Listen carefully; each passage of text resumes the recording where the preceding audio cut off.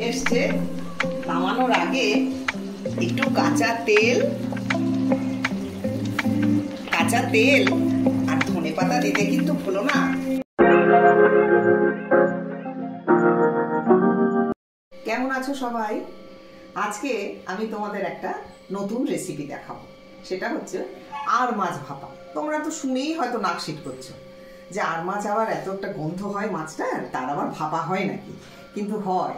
একটা ছোট্ট ট্রিক্স তোমাদের দেখাবো, সেটা দেখলেই দেখবে রান্নাটা একদম সুস্বাদু লাগছে তোমাদের। তোমরা দেখতে থাকো। যেসব উপকরণ দিয়ে আমি মাছটা রান্না করব, সেটা প্রথমেই হচ্ছে আর মাছ। আর যেটা আমি তোমাদের একটা ট্রিক্স বলেছিলাম, সেটা কিছুই না, একটু তোমার ভিনিগার দিয়ে মাছটা আধা ঘন্টা আগে ভিজিয়ে রাখবে, আর সঙ্গে একটু হলুদ। আর কিচ্ছু করতে হবে না।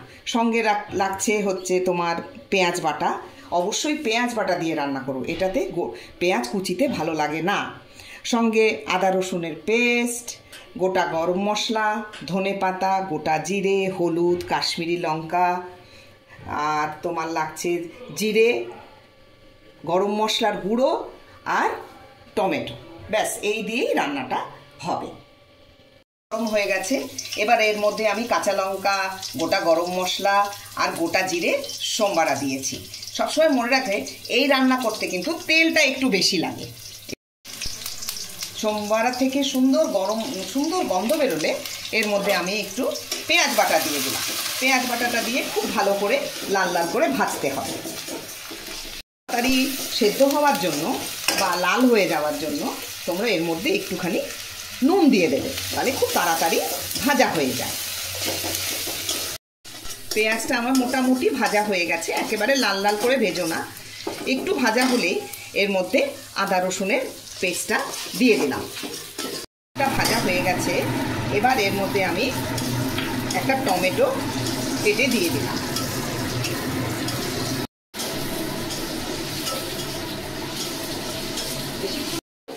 টমেটোটা পেঁয়াজ রসুন আদার সঙ্গে খুব ভালো রকমভাবে যখন মিশে যাবে, তখন তুমি এর মধ্যে এক এক করে হলুদ গুঁড়ো,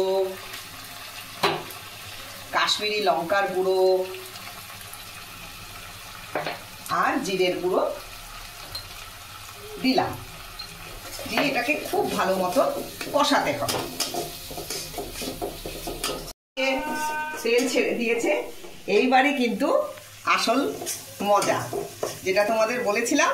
এবার আমি সেই কাঁচা আর মাছটা এই মশলাটার মধ্যে দিয়ে দিচ্ছি, এক এক করে সাজিয়ে দিয়ে দিচ্ছি। মশলার সঙ্গে একদম ভালো রকমভাবে মাখিয়ে নিতে হবে।